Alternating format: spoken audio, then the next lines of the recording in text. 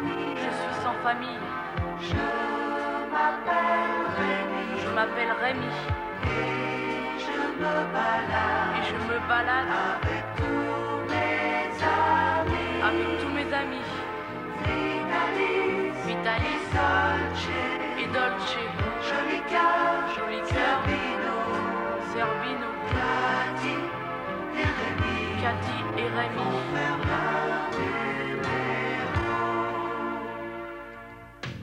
Dans les grandes villes ou les petits villages, devant nous défilent de jolis paysages. Ma famille à moi, c'est celle que j'ai choisie, car on a besoin d'affection dans la vie. Venez avec nous dans nos aventures, plus on est de fous et moins la vie est dure. Je suis sans famille et je m'appelle Rémi, et je me balade dans la vie. Je suis sans famille et je m'appelle Rémi.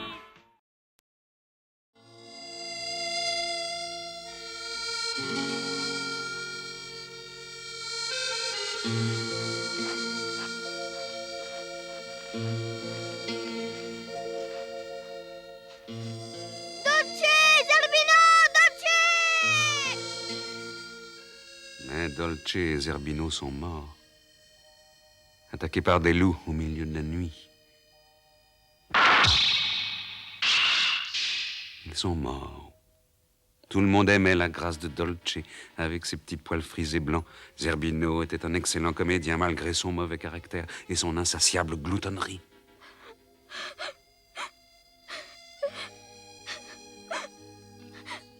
La troupe de Vitalis vient de perdre 2 de ses compagnons d'un seul coup.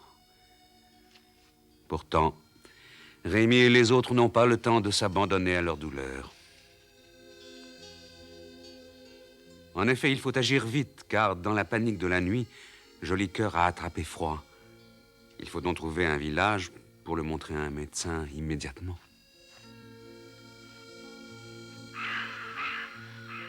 Il n'est pas question de perdre encore un autre membre de la troupe qui est déjà bien réduite.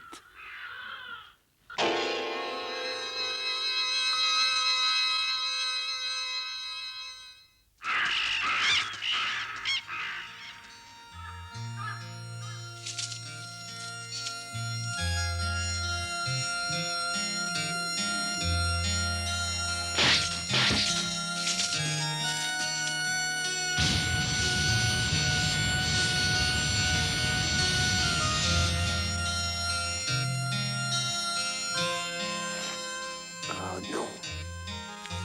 Non, j'ai l'impression qu'on s'est perdu.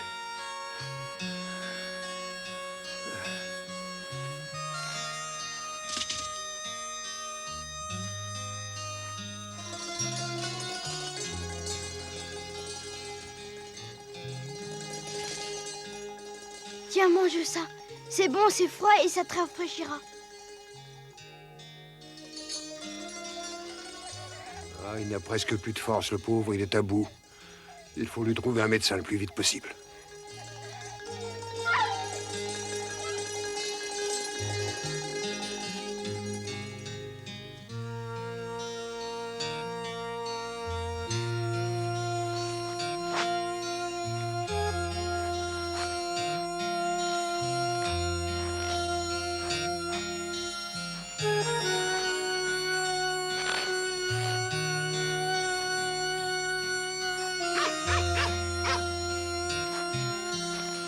Regardez! Des pas dans la neige! Les empreintes sont fraîches! On est passé il n'y a pas tellement longtemps!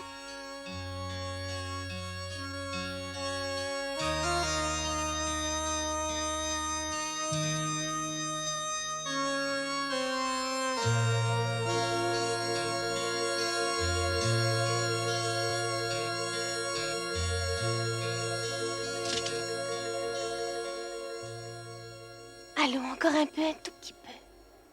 Approche-toi. Eh oh! Eh oh! Eh oh, attendez! Eh oh! Pouvez-vous nous dire où est le village le plus proche? Nous avons perdu notre chemin. Si tu n'avais pas crié aussi fort, mon lapin ne se serait pas enfui. Il était là, tout près. Oh! Ça faisait plusieurs jours que ce lapin se rapprochait de plus en plus, et maintenant...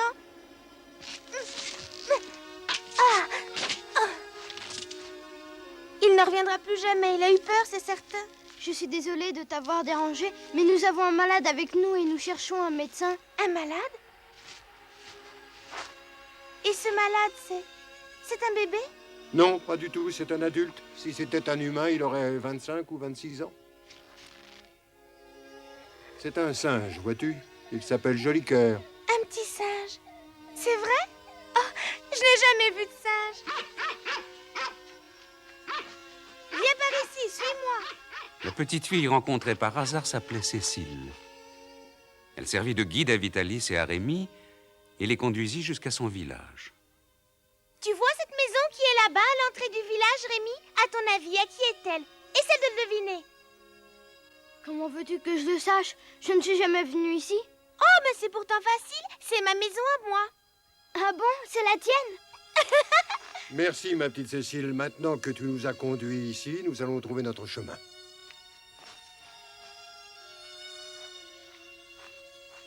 Merci de ton aide. Tu as été très gentille. Au revoir, merci. Rémi! Mais il n'y a pas de vétérinaire, ni même de docteur ici. C'est un tout petit village, tu sais. Je n'avais pas pensé à ça, pas de médecin. Est-ce que tu peux nous indiquer le chemin d'un village où habite un médecin?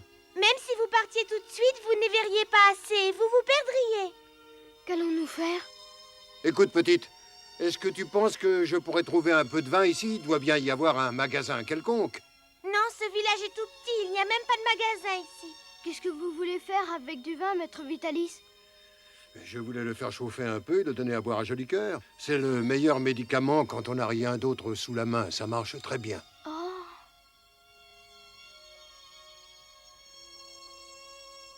Écoutez, vous n'avez qu'à venir chez moi. Je suis sûre que mon père voudra bien vous donner du vin.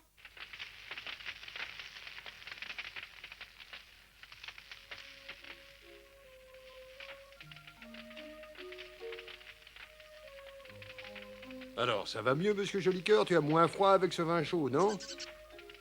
Quoi, tu veux en boire encore? Tu aimes ça? Ah, ça alors, il est amusant. C'est un amateur de bon vin, comme mon papa. Il sera un peu ivre après tout ce vin. Oh, mais dis donc, toi, faudrait pas exagérer, Cécile.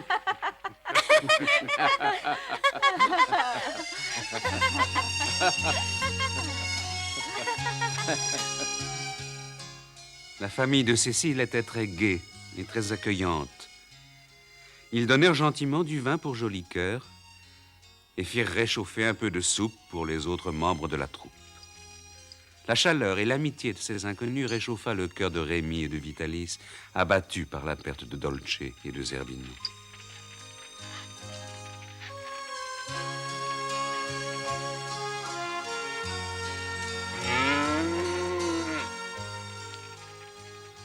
C'est une vache qu'on entend? Mais oui, tu aimes les vaches, Rémi? Oh, beaucoup. Viens avec moi.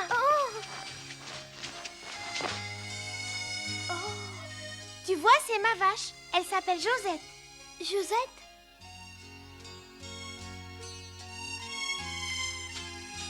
Comment ça va, ma grosse Josette?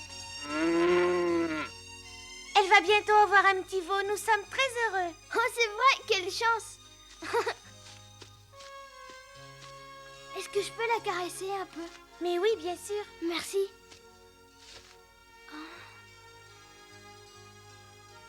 Elle me rappelle ma vache à moi autrefois. J'en avais une qui s'appelait Roussette. Roussette, c'est un bien joli nom. Et tu ne l'as plus, ta vache? Non, elle a été vendue à un paysan il y a un an. Rémi se rappelle sa tristesse le jour où sa maman Barberin avait été obligée de se séparer de Roussette.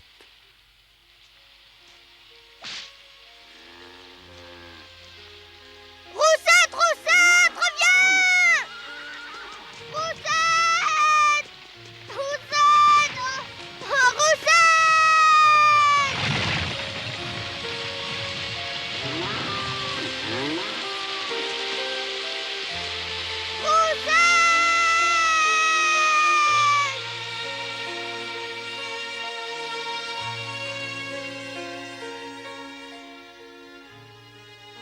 Tu sais, Rémi, ne t'inquiète pas pour elle. Elle est sûrement chez des gens gentils. Et puis tu sais, j'ai une idée qui va te faire plaisir. Quand notre vache aura son petit, eh bien nous l'appellerons Roussette. Oh, ça te fait plaisir, dit Rémi? Tu es content? Oh oui, alors merci. Tiens, prends! Attends. Attends, c'est mon tour maintenant. Tiens, allez. Tiens, attrape. Alors, Capi, tu veux jouer? Ah, ils s'amusent bien tous les deux. C'est pourtant une petite fille très mignonne, un peu comme sa mère physiquement. Mais au fond, c'est un véritable garçon manqué, Cécile. Chérie, Oui, tu m'as appelé? viens voir quelque chose, je suis très inquiète. Josette n'a pas l'air d'aller bien, elle est bizarre.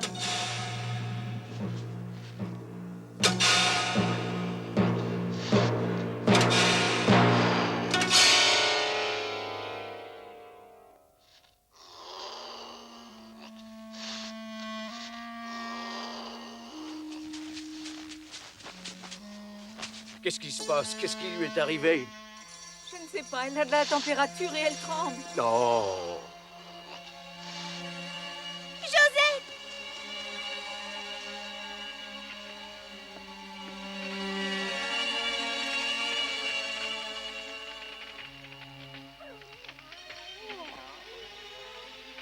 Bon chien, mon vieux Capi, tu vas surveiller un peu Monsieur Jolicoeur, d'accord? Je compte sur toi. Les parents de Cécile sont très inquiets de la maladie de leur vache. En effet, au village, il n'y a ni médecin ni vétérinaire. Et dans une ferme, la vache est un animal de grande valeur.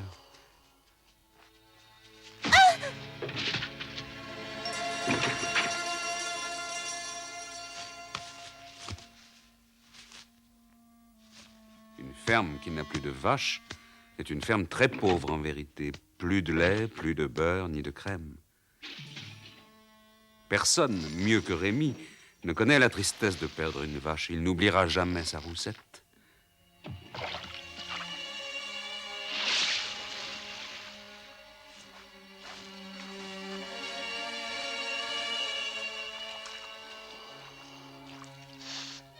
Où as-tu mal, Josette?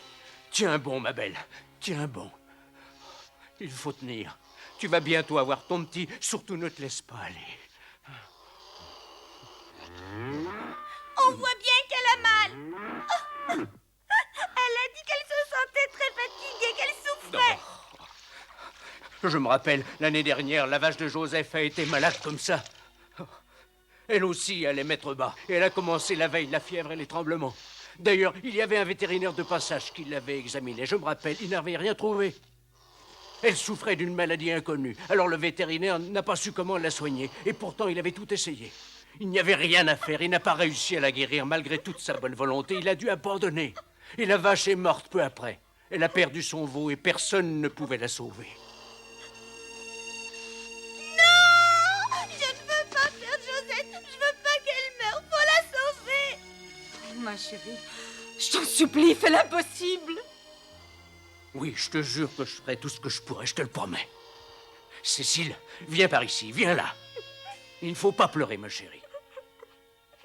Bien sûr, la vache de Joseph est morte, mais notre bonne Josette est bien vivante et elle peut s'en tirer. Même si on n'arrive pas à la tirer de là, tu sais, Josette fera toujours partie de la famille. Mais pour le moment, il faut s'occuper d'elle.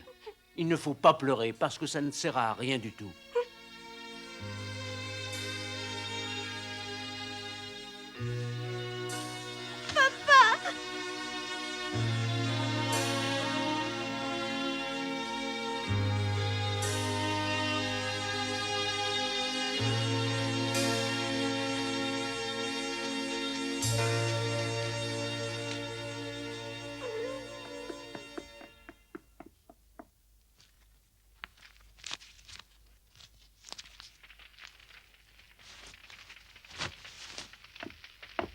Qu'est-ce que tu fais? Où t'en vas-tu avec cette neige, Rémi? Je dois partir. Je dois chercher un remède dans les collines pour sauver la vache. C'est une herbe que j'ai donnée à ma Roussette autrefois, un jour qu'elle était malade, et ça l'avait guérie. Tu crois que cette herbe guérira également la vache de nos amis? Tu crois que c'est possible? Je n'en sais rien, je dois essayer. En tout cas, Dolce et Zerbino sont morts sans que j'ai pu faire quoi que ce soit pour les sauver. Alors je voudrais au moins essayer de sauver Josette. Cécile sera si triste si jamais sa vache meurt. Je dois tenter quelque chose pour elle. Si je réussis à trouver cette herbe médicinale, Josette sera sauvée. Quand j'y repense, si je m'étais pas endormie devant la cheminée la nuit dernière, les loups n'auraient jamais tué Dolce et Zerbino.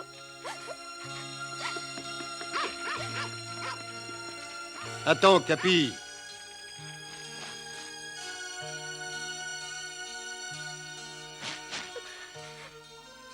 Laisse-le partir. Laisse-le aller tout seul. Il est tout bouleversé par la mort de nos deux petits compagnons. Il pense que tout est de sa faute. C'est un petit garçon très sensible.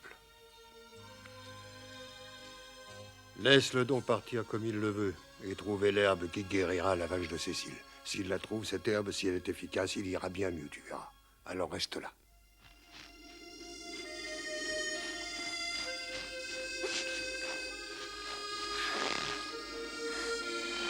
Rémi ne savait même pas si la plante qui avait sauvé Roussette pourrait guérir Josette. D'ailleurs, elle poussait dans la campagne autour de Chavanon, mais ici... Inlassablement, Rémi chercha. Il lui fallait à tout prix rapporter cette plante. Pour Cécile, il le fallait. Et aussi pour racheter la mort de Dolce et de Zerbino. Oh zut!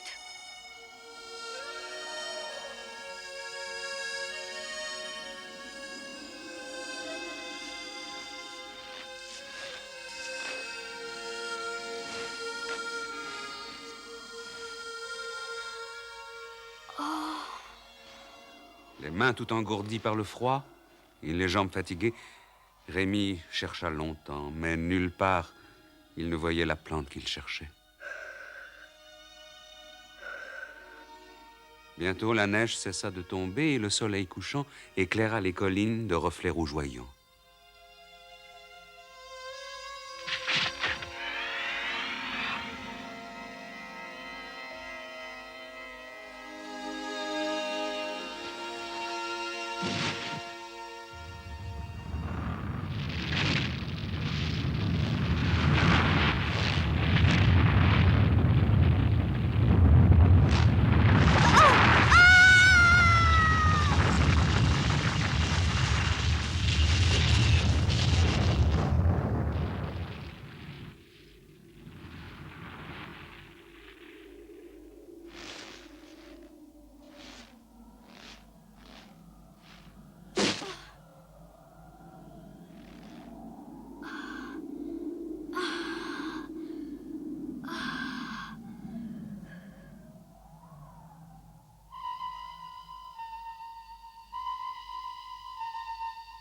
Dolce, Zerbino.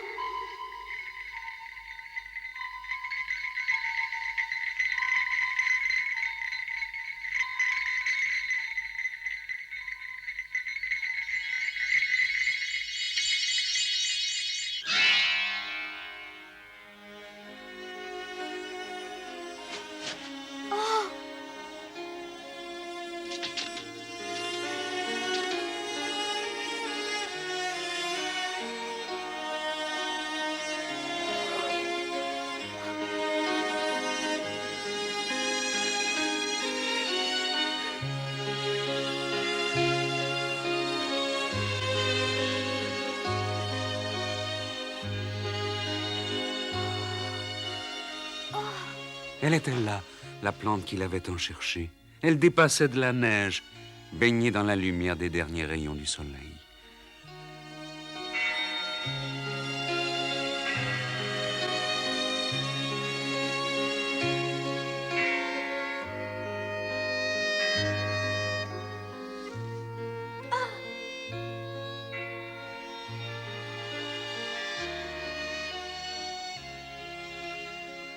Rémi! Je l'ai trouvé, voilà la plante dont je vous parlais. Oh, Rémi! Rémi!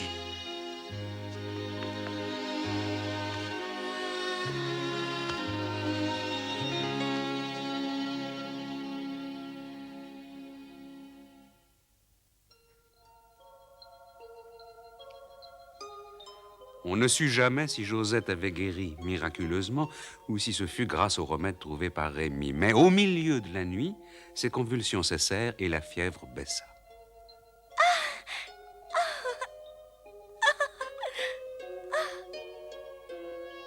Et au lever du jour, le lendemain matin, l'heureux événement se produisit.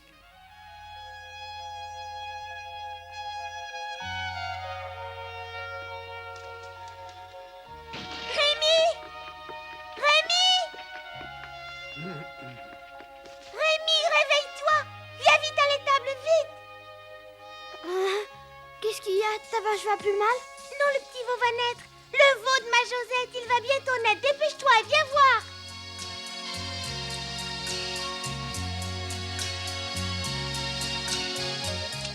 Et Rémi assista à la naissance d'une petite génisse. J'en ai parlé avec Rémi et nous sommes d'accord. Nous allons l'appeler Roussette, comme sa vache. S'il vous plaît, appelez-la Roussette pour Rémi. Rémi fut très ému par la naissance de la petite génisse, ému par cette nouvelle vie. Il oublia un peu de sa peine. La vie est si merveilleuse, se dit-il. Oh, bien sûr, la mort est quelque chose de très triste. Mais tant que nous sommes vivants, nous devons sécher nos larmes. Sécher nos larmes, continuer de vivre et aller toujours de l'avant.